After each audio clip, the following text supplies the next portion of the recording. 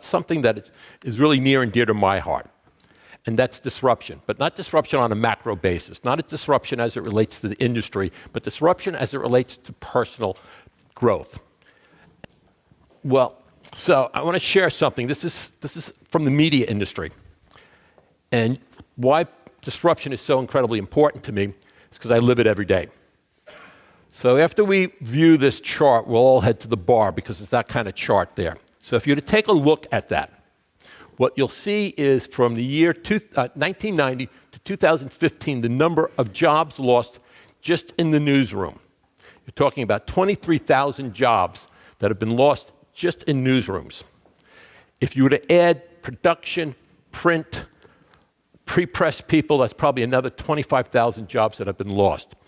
And as important, as interesting, if you can call it interesting, as this slide is, I think the observation on the slide represents a couple of things, and I think it reflects an overall thinking in the industry. So if you look at the period from 1990 to about 2006, what you'll see is natural attrition and employment bouncing up and down. And if you were to look at probably 10 years prior to that, you'd probably see the same thing based upon business conditions, things of that nature. From 2006 to 2015, you see an over 40% drop. And in fact, from 2014 to 2015, you actually see the largest drop in jobs in the newsroom in any other period for 1 year period. So let me give you a couple of observations as a guy who's been in the media business a long time. The period 1990 to 2006, what that represents is a bunch of media companies and a bunch of media presidents like myself saying, this internet thing is not going to impact our business. This is not going to have any impact. We're going to get through this. We're the Washington Post. We're the New York Times. We're large and we're in charge. And in fact, in 1995, I joined a company called Career Builder. And I was Senior Vice President of Business Development for them. And in doing so, my job was to develop partnerships with major media companies like the Washington Post and the New York Times, Gannett, folks like that. Almost in each and every case, when we walked into those offices, they basically bounced us out on our butts. Didn't want to talk about it, didn't think we had a chance. We were never going to survive. You guys are crazy. We're the Washington Post. You guys are not getting this. And we went, okay, Godspeed. 2006, they realized, wow, this internet thing is really going to happen. We better change something here. We better do something. And then the waterfall of layoffs occurred. And if you look at that drop, it is dramatic. And as I said, it's, for a president of a media company who's had to do some of this, it's one of those things that can make you start drinking early in the morning. The other aspect to this that I think is the other observation I'd like to share with this is the fact that 2014 to 2015 had the single largest drop, over 10%. And the reason being is we've learned our lessons. We've learned some of the assumptions we make, some of the things we talk about don't come to fruition. We make certain bets and we continue to disrupt ourselves. So as we go through this process, we're continuing making bets, we're pulling those bets back and continue to move forward. We've just made, as Space News, we just made a huge, huge bet. Changed the media product, we moved off to a magazine, we did a bunch of things in an effort to compete in this marketplace. And so I know I wasn't supposed to give a commercial, and I won't, but it's a huge bet. It was a big sell for my management team and us to go to the board and say, hey, funny story, after 26 years, we want to change this. And that's met with a whole bunch of, you got to be crazy. And so the point being is, how do you stay in that 32,000 rather than end up in that 23,000 set of people who work there? So to do that, I'm going to share a couple things that I've experienced across my period of time. So the first thing,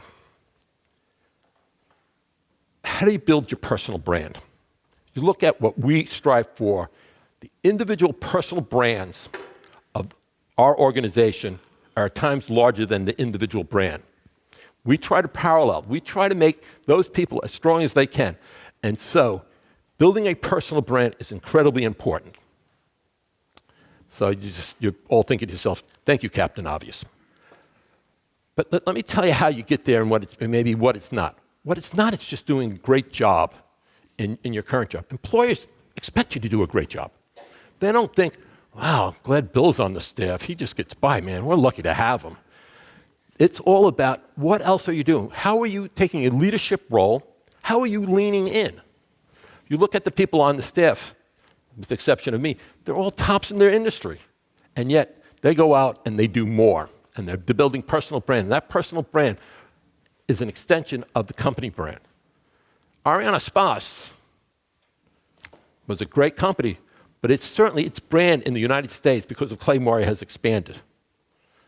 True of all the other speakers that are on this stage. Clay just happens to be a big count that I had to throw a kiss to, so I got to know. Contract's not signed yet, Bill. Son of a...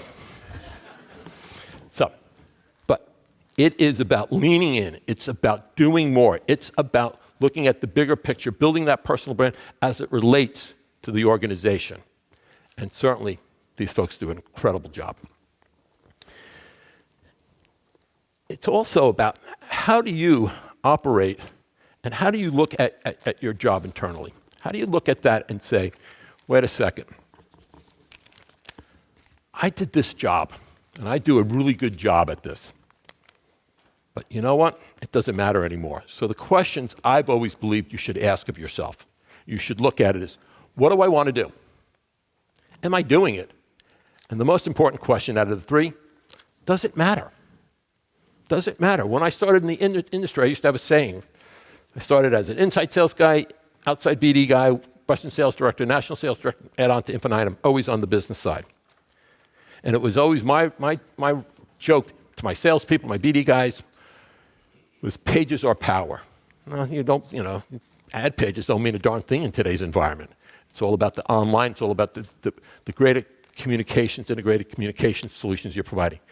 So it really is, what are you doing and does it matter to the organization? If it doesn't matter to the organization, you either need to find a new role, go someplace else, or you need to figure out what does matter to the organization. Because frankly, in today's flat environment, you probably will have to make a change one way or another, and it's better you manage the process. So I won't continue to bore you with some tough experiences, but what I would suggest to you is two things and make a recommendation. One is to read a book called The Originals. It's written by a professor from the University of Pennsylvania at the Wharton School of Business. And basically what he does is he looks at all the entrepreneurs out there. And he basically went in with the premise, and that premise was, these guys are risk takers. They really go out. And yet, that in fact is not the case. Most of them are actually very conservative. What they do, and they do it, not only ask the question, but they listen very well, is why? Why? Why do we do it that way? Why do we do it that way? Why do we continue to do that way? Why do we do it that way?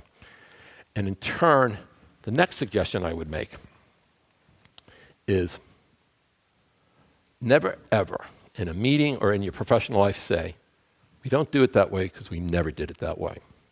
That is, to me, just death. And so you should look at it and say, how do we do that? And then last, I'll leave you with the idea, it's kind of a takeoff on the GE motto, following up on Schenectady. I had to find a Schenectady fit there. GE used to have a motto at its organization that it lived by, called, we will provide you employment for life. You got hired, you had employment for life there. And that was the motto, and they were proud of it. Jack Welch came in, nicknamed Neutron Jack, because buildings were standing, but no one was left in the buildings. Looked at it and said, here's what we're going to do, today's environment. We're not going to give you employment for life at all. What we're going to do is make you employable for life. We're going to provide you the training and skills that are necessary to succeed in the industry in general as a person. And that's what we should all aspire to. How we become employable for life, whatever we want to do. And with that, I'll leave one last factoid. The factoid is, as a change, first job I ever, was at the first media company I was ever at. I was there 6 years, and I left, and my father said to me, what are you doing? Why are you job hopping, pal? What's going to happen to your pension? Funny story, Dad. There is no pension here, but looking at that, if you look at the facts in today's environment, in 2000, the average tenure for a position was 10.2 years. In 2015, it was 4.4 years.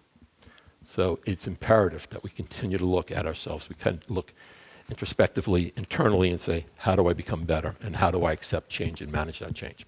With that, I'll turn it back over to Mr.